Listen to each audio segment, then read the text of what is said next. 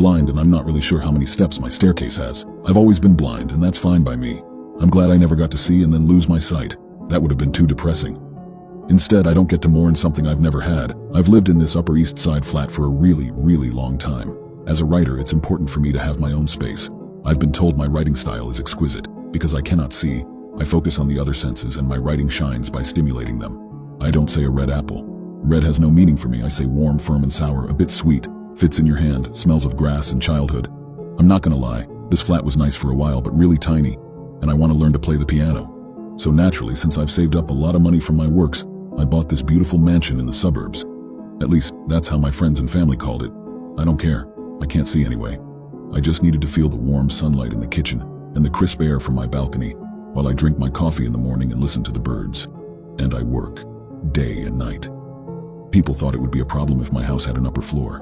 Because according to them, even if I've lived my whole life blind, I cook, chop up things, take baths, and clean the house, I apparently can't climb some damn stairs. No problem for me.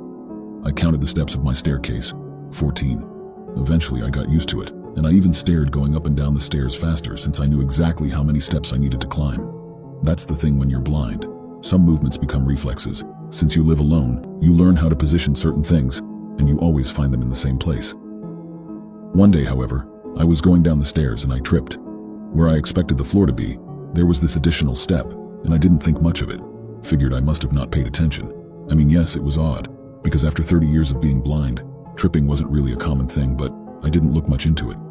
However, when I went up again, I tripped at the top. That was definitely unusual. Sure as it was, one extra step. I went back the stairs and counted. 15. Counted again. 14. The fuck? Sure enough, 14 steps. Whatever. I went to sleep. A few days passed and I didn't trip anymore. I played it off as some error my tired mind made. Then, one night, as I went downstairs to get a glass of water, I tripped again. This time, I really fell down on my foot. That was not a skipped step. There were at least 2 additional steps. I felt around and stood up. My foot hurt a lot, but the ankle was good. I couldn't really stand up on it, but no serious damage. I went up carefully, counting. 16. What the fuck? Sure, you mess up, you count 1 more or 1 less. But 2 more? The house was so still, so silent. No birds, no bees, no cars passing.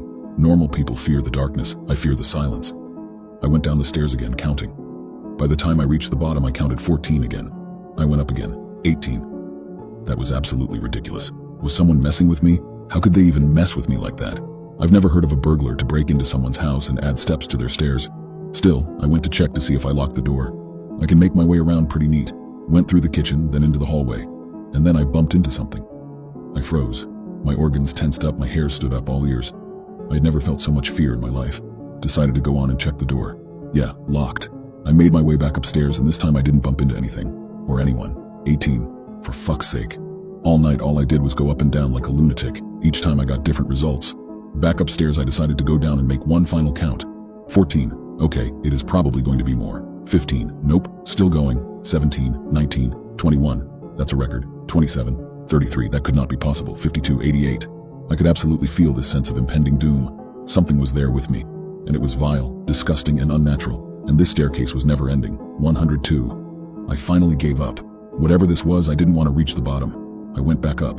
The moment I turned my back to go up, I tried to be brave, but something got over me and I ran on all 4s, desperate to reach the top, desperate to run back to my bedroom. I don't remember how I got inside and locked my door, but I did. And now I'm sitting here and typing. This house is strange. It is eerie and disturbing. And I think if I'd gotten to the bottom of the staircase, I would have left this world. I don't think that was my house anymore. However, no matter what stupid, cryptic, eerie, unnatural staircase I unveiled, it is important not only that I don't go down there, but that nothing comes up either. And right now, I can hear it creaking. You can now check if there's a part 2 by pressing share and more.